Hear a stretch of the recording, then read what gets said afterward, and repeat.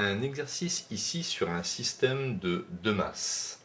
Nous avons une masse A de 8 kg et une masse B de 3,5 kg. Un solide A de masse MA est posé sur une table horizontale. Il est relié par l'intermédiaire d'un fil inextensible de masse négligeable à un solide B de masse MB. Le solide B, il est lâché sans vitesse initiale et bien sûr il entraîne le solide A. On suppose que le fil reste toujours tendu et que tous les frottements de l'air et du sol sont négligeables. Donc on admettra que la tension du fil a la même valeur sur chaque brin de fil. Donc la tension du fil est la même ici, de part et d'autre de la poulie. Donc il faut déterminer ici la tension du fil en newtons. Donc on propose plusieurs réponses. 4 newtons, 24 newtons, 27 newtons, 32 newtons, 61 newtons, ou aucune réponse exacte.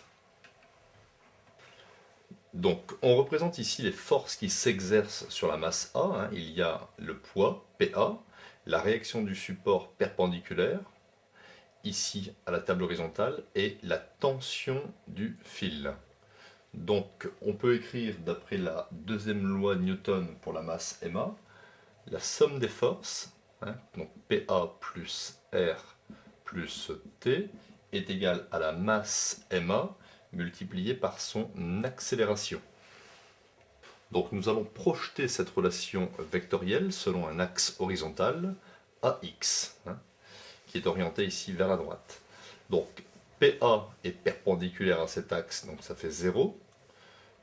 La réaction ici est perpendiculaire à l'axe AX, donc ça fait 0. T se projette selon plus T est égal à MA multiplié par l'accélération de cette masse. Donc voilà une première relation importante. Appliquons désormais la deuxième loi de Newton pour la masse B. Ici, la masse B est soumise à deux forces, donc son poids, PB, et la tension ici, T. Donc somme des forces est égale à MA, PB plus T est égal à la masse B multipliée par l'accélération ici de la masse B.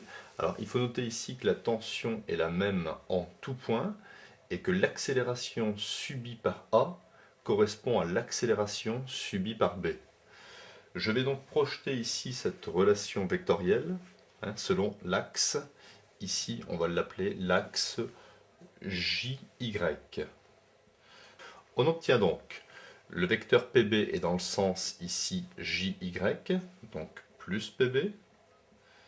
Le vecteur T est dans le sens opposé, donc moins T, est égal à la masse MB multipliée par l'accélération commune petit a de la masse MB ou de la masse MA. Donc voilà une deuxième relation. Donc je vais travailler désormais avec ces deux relations. Donc je vais faire ici 1 divisé par 2. J'obtiens donc la tension divisée par PB moins la tension est égale à MA divisé masse A fois A divisé par masse B fois A. Je peux supprimer.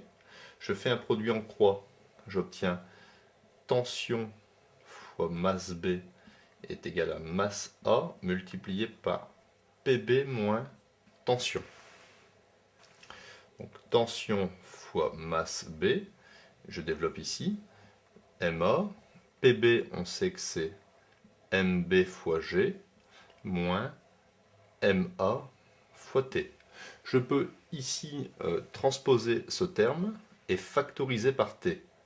T, facteur de MB plus MA, je transpose et je factorise, est égal à MA MB fois G. Et pour finir, la tension ici recherchée dans l'exercice est égale à MA MB fois G divisé par MA plus MB.